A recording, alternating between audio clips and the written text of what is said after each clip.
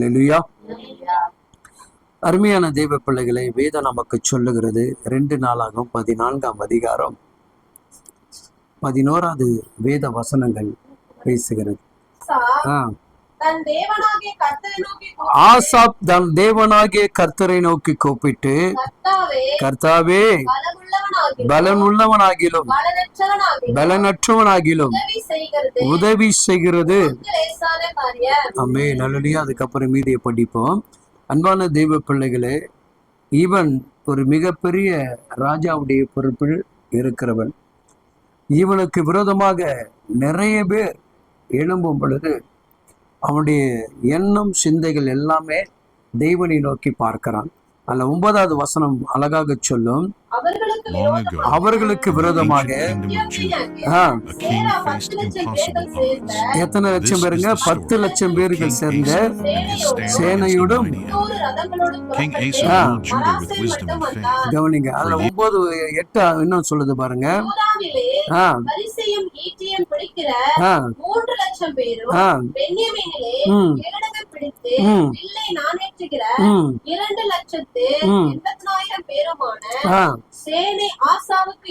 ஆசாவுக்கு இருந்தது.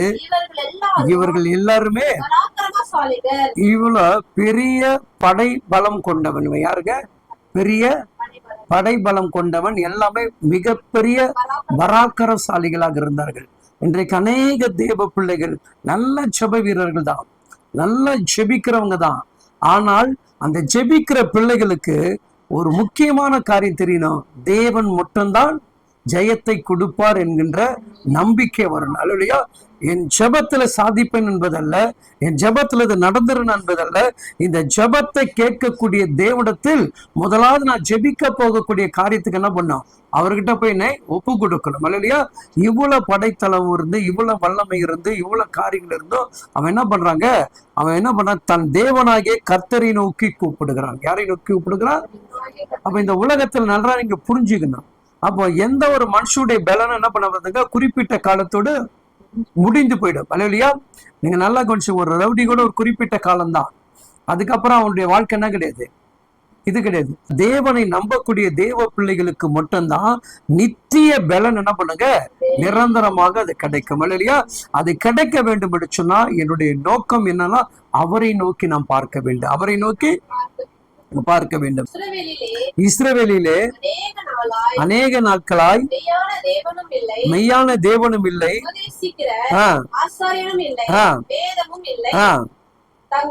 தங்கள் நெருக்கத்திலே இஸ்ரவேலின் தேவனாகிய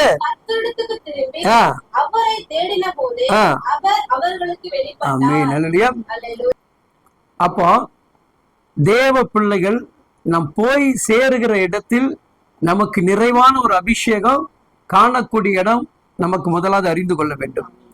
அப்போ தேவன் பிரத்யட்சமாக அப்படின்னா என்னன்னா, முகமுகமாக நம்ம சரீரத்தோடு தொடுகிறதை நம்ம என்ன பண்ணுங்க, உணர வேண்டும். அதுதான் தேவன் நம்மோடு கூட இருக்கிறது.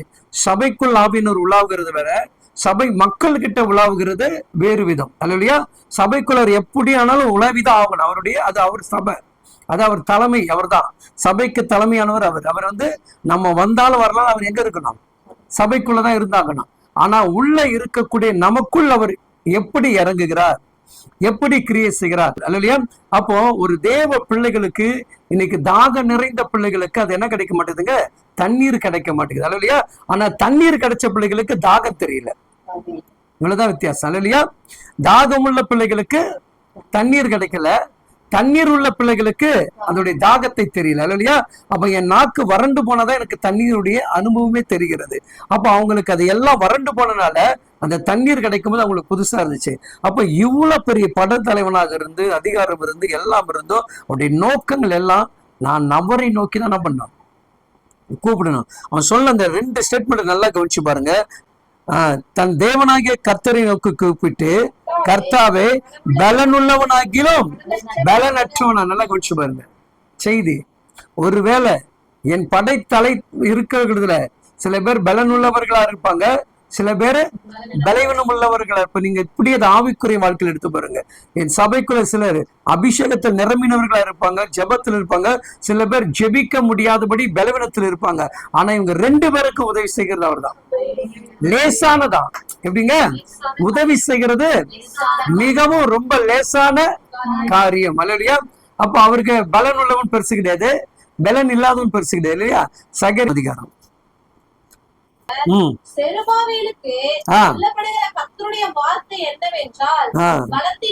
பலத்தினாலும் அல்ல, பராக்கிரத்தினாலும் அல்ல, கர்த்தருடைய ஆவினால் ஆகும் என்று சேனையின் கர்த்தர் சொல்லுகிறார். இல்லையா? அப்போ ஒரு பலன் யார் மூலமா கிடைக்குதுங்க? கர்த்தர் மூலமாக நமக்கு கிடைக்கிறது. அல்லையா? அப்ப அந்த பலனுக்காக நம்ம என்ன பண்ணுங்க, நான் போய் முந்திக்கிட்டு யுத்தம் பண்றது கிடையாது, நான் போய் முந்திக்கிட்டு போய் ஜெபம் பண்றது கிடையாது. அல்லையா? என் ஜெபத்துல என்ன பண்ணுங்க, யுத்தம் நடக்கணும். என் ஜெபத்துல என்ன நடக்கணும்? கிரியை செய்யணும். என் ஜெபம் என்ன பண்ணுங்க, எல்லாரையும் சிந்திக்க வைக்கணும். அதான் ஜெபம். அல்லையா? அப்போ இந்த ஜெபத்துக்குள்ள நம்ம என்ன பண்ணுங்க, அதிகமா வளரணும். அல்லையா?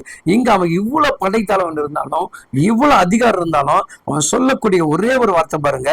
அல்ல 10வது வசனத்தை வாசிங்கம்மா. புறப்பட்டான்,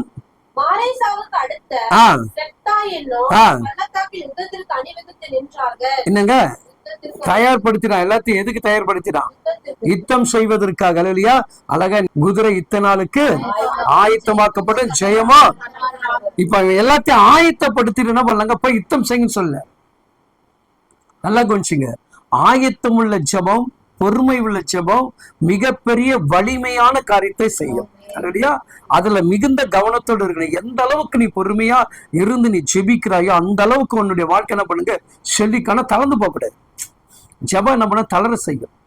ஜெபம் என்னன்னா, சில நேரங்கள் நமக்கு சாதகமாக அமையும், சில நேரம் நமக்கு பாதகமாகவே முடிஞ்சிடும். அப்ப அந்த பாதகத்தை நம்ம பார்க்க கூடாது.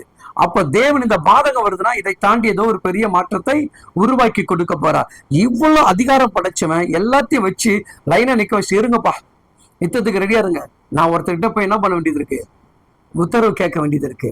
அப்ப அவனுடைய நோக்கம் என்னங்க, எனக்கு இருக்கக்கூடிய அதிகாரி நம்பிக்கை இல்லை, என்கிட்ட இருக்க குதிரை நம்பிக்கை கிடையாது, மிகப்பெரிய போர் சேவர்கள் மீது நம்பிக்கை கிடையாது. இதெல்லாம் உருவாக்குனவர் ஒருவர், அவர் மீது நம்பிக்கை வைத்து தன் இருதயத்தை அவர் பக்கம் திருப்புகிறார். அதான் மறுபடியும் வாசிங்க 11.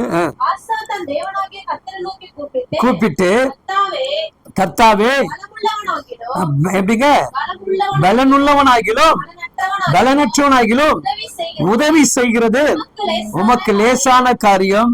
எங்கள் தேவனாகிய கர்த்தாவே, எங்களுக்கு துணை இல்லோம், உம்மை சார்ந்து இந்த கூட்டத்திற்கு எதிராக வந்தோம். கர்த்தாவே, நீர் எங்கள் தேவன். இதாங்க ஜெபம். என்ன பண்றான்? உம்மை நம்பி உண்மையே சார்ந்து என்ன பண்றோம், நாங்க இருக்கிறோம், நிக்கிறோம். ஆனா மனுஷன் என்ன பண்ற கூடாது, மேற்கொள்ள கூடாது. இல்லையா? அப்படிதான் நம்ம ஜெபம் இருக்கு. ஆண்டவரே, நான் உண்மை நம்பி இருக்கிறேன், இந்த சமூகத்தை தான் தேடுறேன். இந்த மனுஷன் என்ன பண்ற கூடாது, மேற்கொள்ள விடாதீங்க. அதை என்ன பண்ணுங்க, அதுல இருந்து என்னை விடுவித்து காத்துக்கொள்ளுங்க. அப்பதான் நீங்க தேவன், அப்பதான் எனக்காக நீங்க இருக்கிறீங்கன்னு நான் என்ன பண்ண முடியும், உணர முடியும். இல்லையா? அப்ப இவ்வளவு படைத்தலைவன் நம்பி நான் அப்ப யுத்தத்துக்கு போறேன், அவனை ஜெயிக்கிறதுக்கு நான் புறப்பட்டேன். ஆனாலும் அந்த இடத்துல நீங்க என்ன பண்ணுங்க, அந்த மனுஷர்கள் மேற்கொள்ளக்கூடாது, நீங்க தான் மேற்கொள்ளணும். அப்ப நம்முடைய ஜெபம் எப்படி இருக்கணும்? இல்லையா? நான் போய் ஜெபிக்கிற இடத்துல என் ஜெபம் தான் மேல நிக்கணும். ஆனா ஜெபத்தை கேட்கிற இடத்துல அவன் கீழே இருக்கணும். தவிர என்ன பண்ணக்கூடாதுங்க, என்னை எதிர்க்கக்கூடிய சத்துருவாக மாறக்கூடாது. அதை அமைதிப்படுத்துகிறதா கிருபையின் உள்ள ஒரு ஜெபம். இல்லையா? அப்போ தெய்வ பிள்ளைகளே, நீ எந்த காலத்திலும் எந்த சூழ்நிலையிலும் உன் பலத்தை நம்பி என்ன பண்ணாதீங்க, எதையுமே செய்யாதீங்க. தேவ பலனை நம்புங்க, தெய்வனிடத்துல தயவை எதிர்பாருங்க, அவரிடத்துல காத்திருங்க. நீங்க கூப்பிடும் போது உங்க குரலை கேட்டு செவி கொடுக்கிற ஒரு நல்ல தகப்பன் இருக்கிறார். அவர் எவ்வளவு நமக்கு செல்வ செழிப்புகள் இருந்தாலும் அவர் இது ஒரு பெரிய குத்துச்சண்டை வீரர். இன்னைக்கு சுவிசேஷம் சொல்லிட்டு இருக்காரு. அவர் சொல்லுவாரு, நான் ஒவ்வொரு முறை இந்த வெயிட்டை தூக்கும் போது இதை நான் வெயிட்டா நினைக்கிறது இல்ல, என்னோடு கூட இருக்கிற என் தேவன் எனக்கு வெயிட்டை கொடுத்து என்னை தூக்க வைக்கிறார் அப்படின்னு நினைச்சுதான் தூக்குவேன். இன்னைக்கு உலகம் முழுவதும் எனக்கு தேவன் அந்த சாதனை கொடுத்திருக்கிறார். அப்படி நான் வென்ற காரியத்தை நான் இந்த மக்களுக்கு போய் சொல்லணும் என்று சொல்ல என்ன பண்றாங்க, வந்து ஊழியங்களை செய்து கொண்டு இருக்கிறார் இல்லையா. அப்போ மனுஷன் வந்து எவ்வளவுதான் தன்னை எடை ஏற்றி உடம்பை வச்சுக்கிட்டாலும் அந்த உடம்புக்கேற்ற பலனை ஒருத்தர் கொடுத்தாதான் அந்த உடம்பே காப்பாற்றப்படும். உடம்பை நீ வளர்க்கறது பெருசு கிடையாது, தேவ பலனை வளர்த்தாலே உன் உடம்பு என்ன பண்றாங்க, ஆரோக்கியம் உள்ளதாக மாறிடாங்க இல்லையா. அப்ப நம்முடைய பலவீனம் அடையும் போது நம்ம தேவனை நோக்கி பார்க்கும் போதுதான் தேவன் நமக்கு கிருபை செய்வார் இல்லையா. அப்ப நம்ம சரீரத்தில் ஒன்றுமே கிடையாது, நம்ம யாரு, வெரி எம்டி. ஆனா உள்ள அவர் என்ன பண்றாரு, அதை எல்லாவற்றையும் ஏங்க வைத்து நம்மளை ஆரோக்கியமாக வைத்திருக்கிறார். கடைசி காலம் வரைக்கும் நல்ல ஆரோக்கியத்தோடு, நல்ல சுகத்தோடு, நல்ல ஜீவனோடு கூட பரலோக மந்தையில் சேர்ப்பதற்காக நாம் பிரயாசப்படுவோம். கர்த்தர் தாமே உங்களை ஆசீர்வதிப்பார்.